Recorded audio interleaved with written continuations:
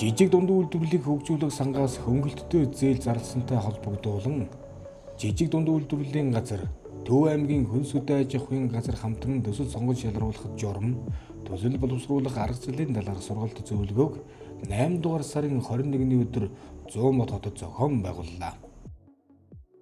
Жижиг дундuu үйлдвэрлэлийн газар аймгийн хөнс үдэ аж ахуйн газар хамтраад Төв аймагт 4.8 тэрбум төгрөгийн санхүүжилтийн их усвартай зээл зарласан байгаа. За энэ зээл маань 2026 оны 9 сарын 1-ний хүртэл хүлээж авч байгаа.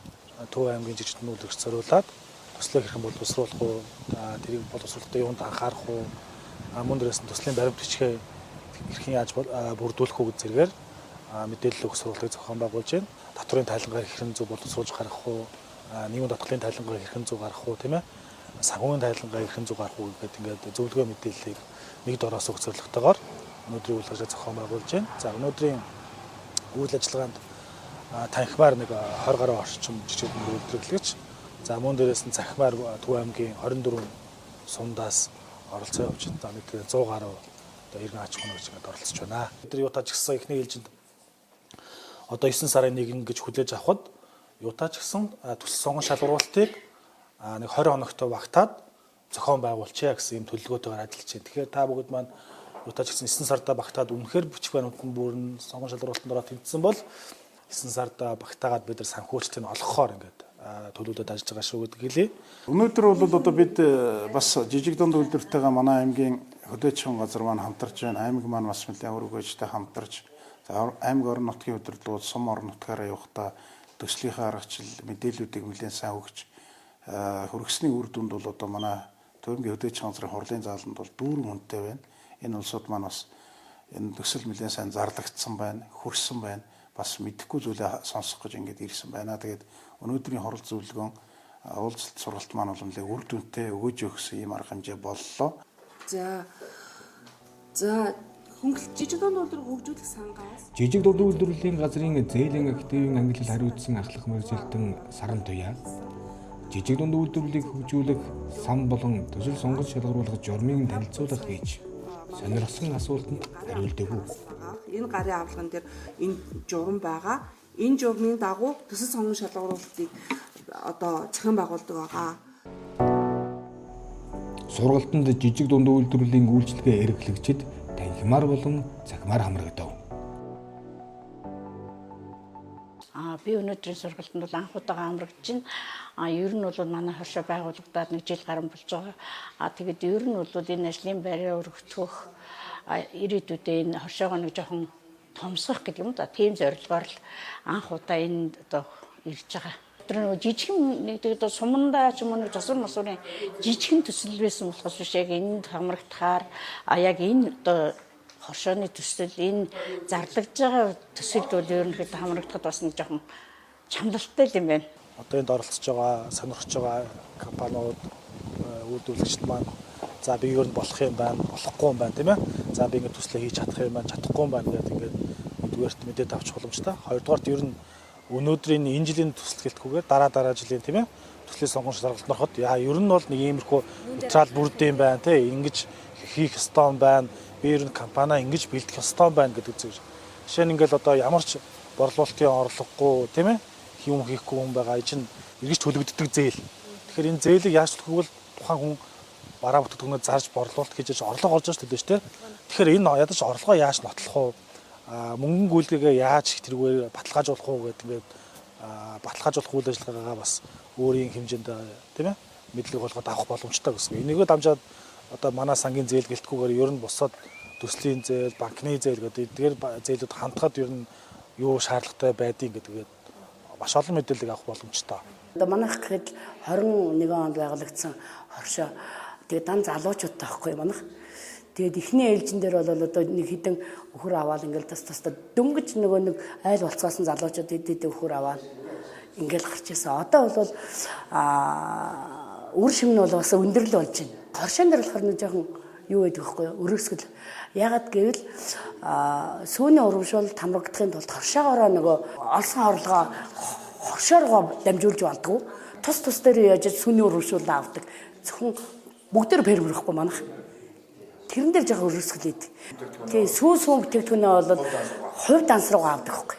Тэгэхээр жоохон өндөр юм авч болдгоо. Өндөр одоо санхүүжил авч болохгүй мэл болдгоо юм.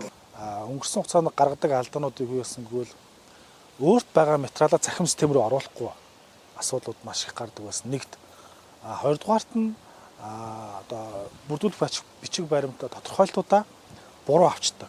Нэгдүгээр хугацааг нь буруу авчдаг. Хоёрдугаарт нь иргэн дээр авчдаг ч юм уу тийм ийм алдаанууд гардаг байсан. Тэгэхээр энийг нь одоо өнөөдрийн сургууль зөвлөгөөгөөр бид нэр зааж зөвлөж туслах зорилготойгоо зохион байгуулж байгаа гэсэн.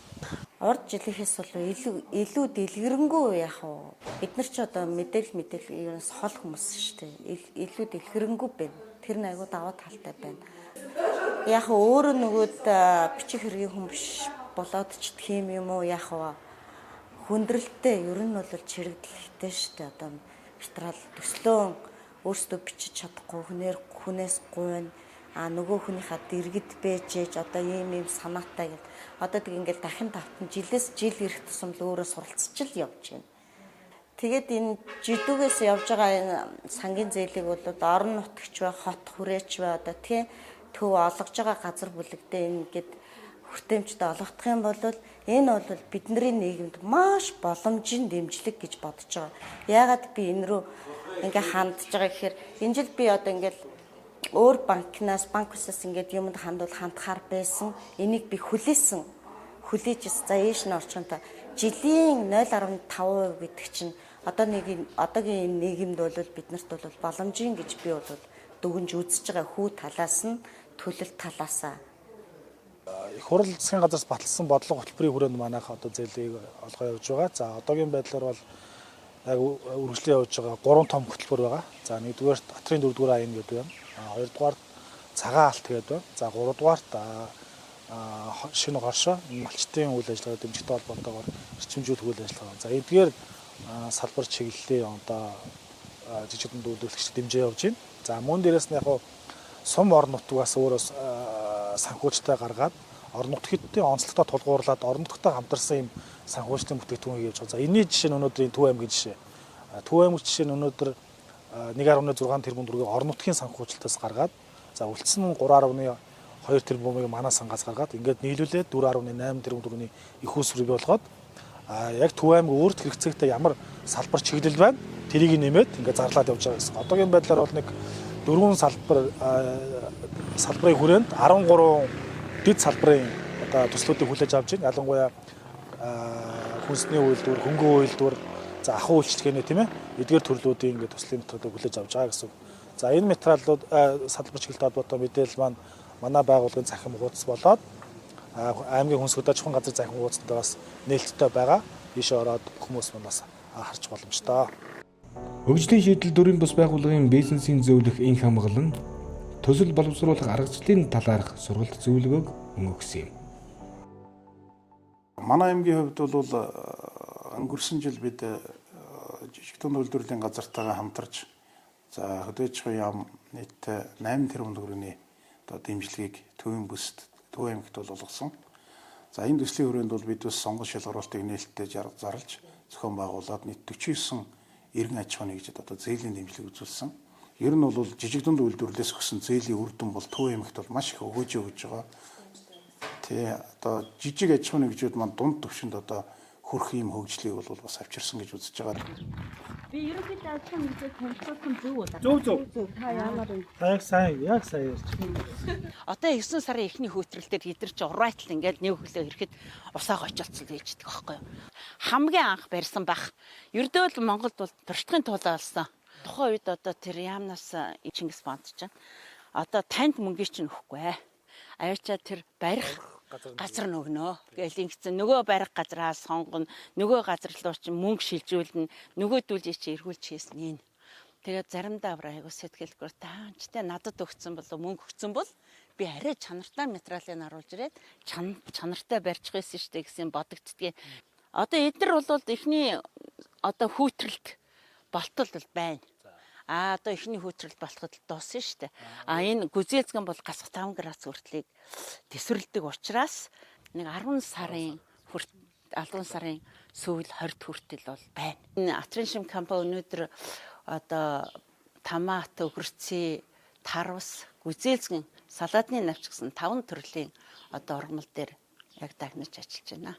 Тэгэхээр зэрэг одоо би бас жижиг дунд үйлдвэрлэлийнхэнтэй одоо шат шатны энэ хүмүүстээ баярлалаа гэж хэлмээр байна. Яагаад гэвэл өөрсдийнхөө өгөх хэмжээний 300 сая төгрөгийн одоо зээлийг манай аж ахуйд бол одоо хөгж тулсанд баярлалаа. Тэгээд энэ дээр нөгөө 300 сая чинь нэг их мөрөөдөж байгаа надад бол альчгүй болчиход байгаа байхгүй юу?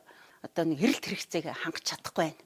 Тэгэхээр зэрэг би нэг 4 улирлын тэр сайхан хүлэмжтэй болохын тулд дор хаяхад тэрбум 500 сая төгрөгөнд 1000 м квадрат өвлийн хүлэмж босгох гээд байна.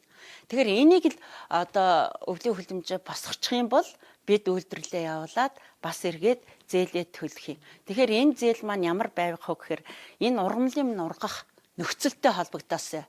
Энэ одоо хэд хоногт ургадгийн, хэд хоногтоо ургацаа авдгийн, хэдэн сар хураадгийн гэдгээс үндэслээд жоох урт хугацаатай тэгээд тийм зээл олгуул одоо их баярлахаар байна.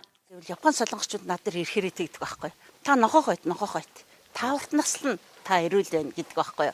Тэгэхээр яг энэ тал руугаа ороод нөгөө эрүүл байлгах, нөгөө хүн ардаа бид эрүүл байлгах ийм нөхцөлийг бүрдүүлж өхийн тулд яг энэ хамгаалагч зөрсний үйлдвэрлэл хэрэгтэй байгаа. Өнөөдрийн байдал бид одоо тэр хүлэмжтэй одоо ингээд очоод ингээд хүлэмжний аж ахуй эрхэлж байгаа өрхийн тариалан энтрийг харахад яг нөгөө миний зааж байсан технологиор ингээд тарьж байгаа их чинь айгүй их байна. За энэ одоо ингээд гүзээлзгний суулгац байжулж байна. За 12 онд Хөдөөж ахуйн яамны газар зохион байгуулалтын хэлтсийн дараах 9 Эрдэнэ гэдэг хүн над дээр нэг 9 ширхэг суулгах завчирж байгаа баярагч энийг та үржүүлээч. Энийг таримлжуулах гэсэн юм аа. Манай багш надад өгсөн гэж авчирж өгсөн. Тэр 9 ширхэг суулгацнаас би бойжуулсаар байгаад 2008 оноос ч одоо өнөөдөр хэд байна? 16 жил би 18 жил энэ одоо энэ гүзээлцгэнтэй ноцолдож байна. Тэгээ одоо манайхан бас таримлжуулаад 2 аж ахуй нэгжилд одоо үйлдвэрлэж байна да. Яг энэ хүлэмжийг нутагссан, аль хэзээ нутагссан. Нутагсахтаа энэ гүзээлцгэн чинь тэгээ юу яах юм миний дөө. Өөрөө их тансаг ургамал учраас үнэр амт сайтай учраас шавж их цуглуулах юм. Нөгөө шавжныхын эсрэгэл бүх л ажлыг л хийжээж бид өнөөдөр энэ дээр хүрэх юм тий. Ингээ гүзээлцгний суулгацыг энийг хайж чаддаггүй юм.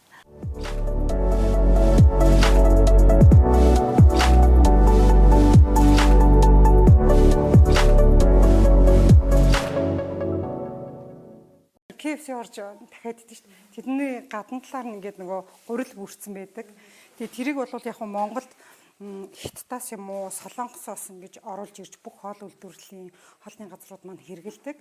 Тэгээ яг нь манай бүтээгдэхүүний онцлог гэх юм бол яг үндснийхээ Монголын хөрсөн дээр одоо ингээд өргөж үйлдвэрлэсэн гурилаа ашиглаад нэмэлт одоо нэг амтлагч бүтээгдэхүүнүүдийг хэрэглээд импортыг орлох бүтээгдэхүүнийг ерөнхийдөө үйлдвэрлэж байгаа. Тэгээ одоо манайхаас одоо ингээд 21 аймагт Улаанбаатарын бүх сүлжээ дэлгүүр фуд корууд хоолны салбарууд маань аваад нөгөө Хятадаас авдаг энэ бүрэгчээ болоод Солонгосоос авдаг бүрэгчээ болоод Монголынхаа үндэсний үйлдвэрлэлийг дэмжиж гэдэг ингээд манай үйлдвэрлэлийг дэмжиж ингээд Монгол улс даяар бол худалдаанд гарч байгаа.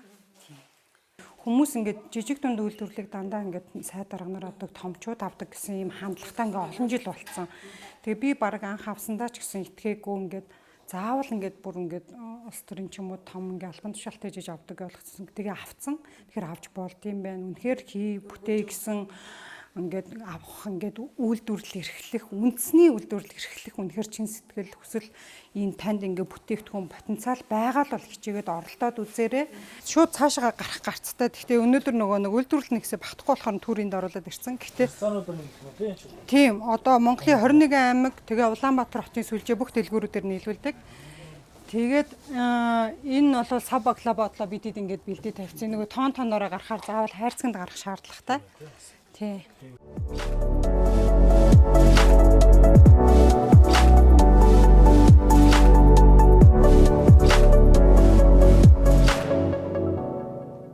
Нахын сүдэж хуяам. За жижиг дунд үйлдвэрлэлийн газар маань бол нэлээд үр дүнгээ өгж бас хамтарч сум орон нутгаар явж мэргэжил арга зүйн зөвлөгөө өгж За дээр нь одоо сургалтуудыг ингээд хийснээрээ манай төсөл хэрэгжүүлэх гэж байгаа, төсөл авах гэж байгаа аж ахуй нэгж одоо хоршоодууд маань мэдээлэл авсан. Мэдээллийн хүрээнд бол төслөө маш сайн зөв бичдэг. Төслийн одоо аргачлал эргээд үр дүн ашгаа хүрт сайн тооцдог болсон байна. За төслийнхаа хэрэгжих алдаа дутагдлаа бас зөвлөгөөгөө сайн авдаг болсон байна. Уулзалт сургалт маань бол нэлээд үр дүнтэй өгөөж өгсөн ийм арга хэмжээ боллоо. За энэ дээр одоо бас манай жижиг дунд үйлдвэрлэлийн газрын хамт олон одоо төрөө даргатай ажлын хэсэг бол гэж ажиллаж байна. За энэ нь өөрөө бас өдөөчөн газар дээр бид дутуу мэдэхгүй зүйлээж бас бидэд мэдэж авч байна. Дээрээс нь нөгөө иргэд маань бас мэдээлэлтэй болж байна. Тэгээд энэ бол бас өгөөж өгсөн сургалт боллоо гэж үзэж байна.